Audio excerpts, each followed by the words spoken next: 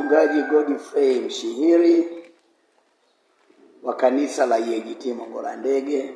Mbele yetu kuna mkutano ambao tunataka kufanya hapa kanisani kwetu.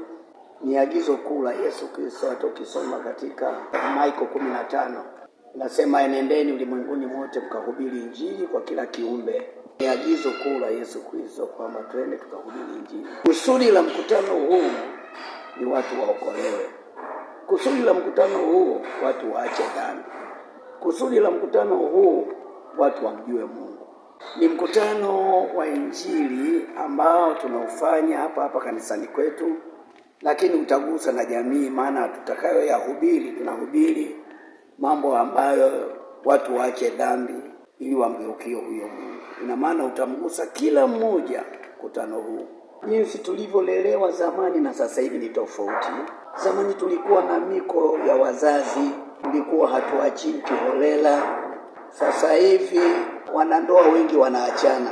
Watoto wanakuwa kiholela kwa mabibi, jiani, wapi. Kumbuka miaka hiyo ya nyuma tuliozaliwa sisi, miaka ya 50 iliyopita au 60 iliyopita.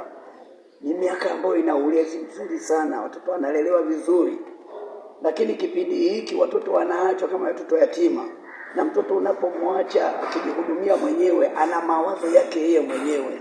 Ndio maana maovu yanazidi kwa sababu wazazi wameshindwa kukaa na watoto. Kitakachofanyika ni kama hivi tunavyofanya sasa, kufanya mikutano na kueleza na kuwaita na kuwafundisha waache dhambi, wamgeukie Mungu. Watakapokuwa mgeukia Mungu, tutakuwa na vitu vingine ambavyo tutafanya, na watoto kuwafanya wawe mahali pamoja, kama ni kazi, kama ni kulima, kama ni bustani, kama ni biashara, watoto wataelekezwa. Lakini jambo la kwanza waache dhambi. Mkutano huu wa hapa Mongolandege utaleta mabadiliko makubwa sana. Utakuwa wa siku 6 na mkutano wenyewe utalenga hasa vijana waliozaliwa hii miaka ya 2000. Maana ni miaka ambayo vijana hii wana moto. Yaani vijana hawaogopi kufa, vijana hawaogopi jambo lolote. Lakini tukapokuambia kwamba jamani kuna moto, tuache dhambi, hawa watoto wataogopa, watamgeukia Mungu. Neno langu kwa viongozi wa dini kwamba tuhubiri utakatifu na tuhubiri watu waache dhambi. Wenzangu wachungaji, tunapokaa kwenye ibada zetu, hebu tujaribu kukemea dhambi.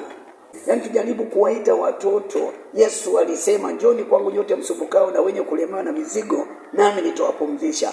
Anayepumzisha mizigo ya watu na dhambi za watu ni Yesu Kristo. Watu wakijua ule ukweli, watumishi wa Mungu tuhubiri ukweli. Na kwenye ukweli ndiko ambao kunaacha watu wanaacha dhambi. Tusihubiri fedha. Maana fedha na dhahabu ni mali yake na Mungu atampa anayempenda. Tuwahubiri watu waokoke, tuwahubiri watu waache dhambi. Vijana wawe na msimamo, vijana wafanye kazi. Kazi ndio inayobadilisha maisha ya watu. Jina langu naitwa Neema Fenele Singoli au maarufu Mama Gloria Moses Kisunga. Sisi tuna kila sababu ya kumshukuru Mungu kwamba Mungu ni mwema, ametukumbuka, ametuona, na sisi tutakapokuwa na mkutano mahali hapa ili watu wakombolewe, watu waokolewe, waje kwa Yesu. Vijana wamjue Mungu, wamjue Kristo. Watakaposikia injili ikihubiriwa mahali hapa, na maana itaingia ndani ya moyo, watakuwa na hofu ya Mungu, hawatafanya yale mabaya wanayofanya. Tunatamani kwamba Tanzania yetu yote imjue Kristo. Hata injili inapohubiriwa kila mahali, watu wamjue Mungu.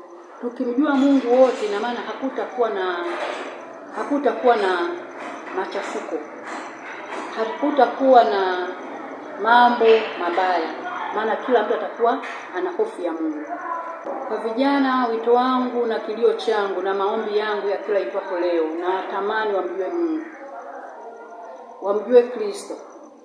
Ndiyo njia pekee, hakuna njia ya mkato na hakuna njia nyingine itakaowasaidia. Kwa majina naitwa Demsina Mamboleo Magubi. Lengo kubwa la mkutano ni kwamba kumtangaza Kristo. Lakini pili, neno linasema enendeni ulimwenguni mote mkahubiri injili. Kwa hiyo tunautangaza mkutano watu waokoke. wamjue Kristo, waache dhambi. Wakazi wa eneo hili, kwanza kabisa ninawakaribisha kwa Yesu, lakini pili wamjue Mungu, wamtegemee Kristo.